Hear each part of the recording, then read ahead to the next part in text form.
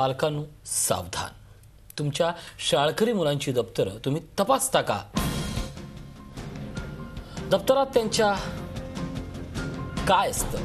त्यांच्या दप्तरात ड्रग तर नाहीये ना? शाळकरी मुलांमध्ये वाढतंय व्यसनाधीनतेचं प्रमाण.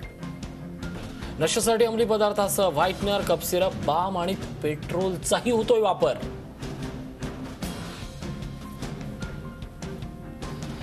एक मोठी बातमी हीच, नशा करण्यासाठी तरुणाईकडून होणारा ड्रगचा वापर ही आतापर्यंतची डोकी दुखी होती, पण आता केवळ कॉलेजमधील तरुणाईच नाही तर चक्क शाळा शिकणारे विद्यार्थीही नशेच्या विळख्यात अडकतायत.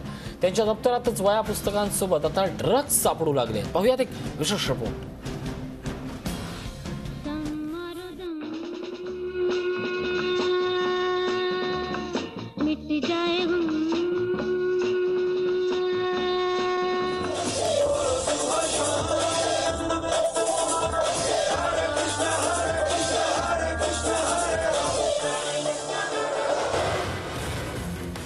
काळ बदलला, पण वाईट सवयी काही सुटल्या नाही. आजही नशेसाठी अंमली पदार्थांचा, ड्रग्सचा वापर करण्याचं प्रमाण कमी झालेलं नाही. उलट कालपर्यंत कॉलेज तरुणाईपर्यंत मर्यादित असलेलं व्यसनाचं हे लोण आता शाळकरी विद्यार्थ्यांपर्यंत पोहोचलंय. हल्ली शाळेत जाणाऱ्या मुलांच्या दप्तरात वह्या, पुस्तकं, पेन्सिल, पेन यासोबतच एखादी ड्रग्सची पुडी हाताला लागली तर आश्चर्य वाटून घेऊ नका. असंच घडलंय गोरेगावच्या एका कुटुंबाबरोबर. 8वीत शिकणाऱ्या एका विद्यार्थ्याच्या दप्तरात पालकांना ड्रग्सची पुडी सापडली. इतकंच नाही तर आय ड्रॉपही आढळला. आता आय ड्रॉपचा आणि ड्रग्सचा काय संबंध असा प्रश्न तुम्हाला पडला असेल.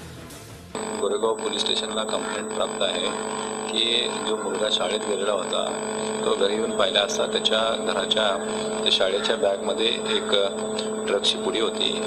अशा प्रकारची कंप्लेंट त्याच्या वडिलांनी पोलीस स्टेशनला दिलेली आहे आणि त्या संदर्भामध्ये गोरेगाव पोलीस स्टेशन ती त्याच्याकडे कशा प्रकारे आली या संदर्भातली सविस्तर इन्व्हेस्टिगेशन गुन्हा नोंद करून करत आहे.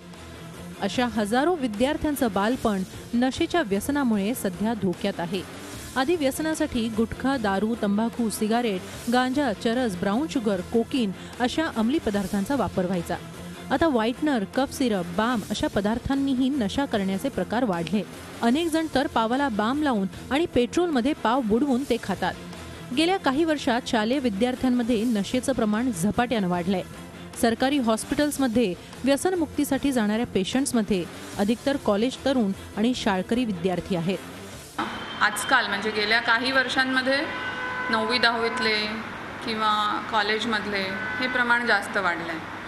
नंतर आमच्याकडे रेव पार्टी नंतर पकडण्यात आलेले जे लोक येतात, जे साधारण थोडे उच्च मध्यमवर्गीय किंवा उच्चभ्रू क्लासमधले सुद्धा असतात, तर त्याच्यात पण असंच दिसून आलं आहे की सगळ्यांनी सुरुवात जी केलेली असते ना ती 14-15, काही जण 12-13 या वयात करतात.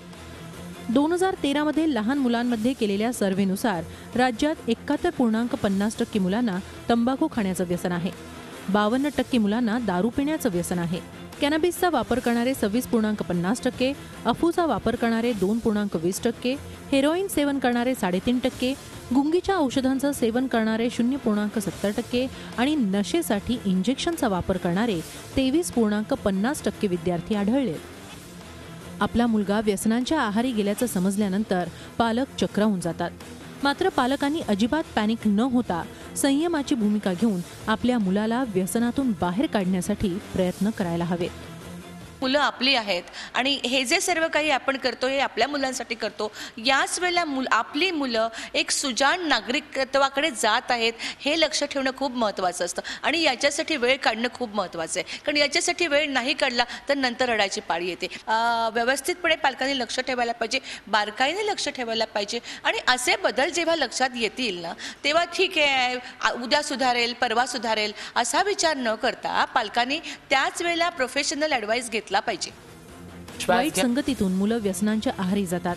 त्यातून त्यांना बाहेर काढायचं असेल तर त्यांच्यासाठी मैत्रीचा हात पुढे केला पाहिजे. दीपाली जगताप पाटील, झी मीडिया, मुंबई. आपल्या मुलाला ड्रग्सचं व्यसन लागलं आहे हे कसं ओळखाल ते पाहूयात. तुमची मुलं नशेखोर बनलीत का? वागणुकीत अचानक बदल होणं, छोट्या छोट्या गोष्टींवरून चिडचिड करणं, घरी येण्याच्या वेळा बदलणं, भूक न लागणं, जास्त पैसे मागणं, एकाग्रता जाणं, अभ्यासात अधोगती दिसणं, डोळे लाल होणं, डोळ्यांमधून नाकामधून पाणी येणं, ही सगळी लक्षणं जर तुमच्या मुलाला नशेची सवय असेल तर दिसते. आपल्या मुलांना नशा लागण्याची सवय लागल्यावर हे समजल्यावर पालकांनी काय करायला हवं? बघा, पालकांनी अधिक पॅनिक होऊ नये, संयम बाळगावा. आपला मुलगा गुन्हेगार नाही, त्याला मदतीची गरज आहे, समजून घ्या. त्यांच्याशी संवाद वाढवा, त्यांना विश्वासात घ्या. त्याला व्यसनमुक्ती केंद्रात घेऊन जा, युरिन टेस्ट करून घ्या. ट्रीटमेंट होईपर्यंत विश्वास दाखवा. त्याला बाहेर पडण्यासाठी महत्त्वाचं म्हणजे वेळ द्या.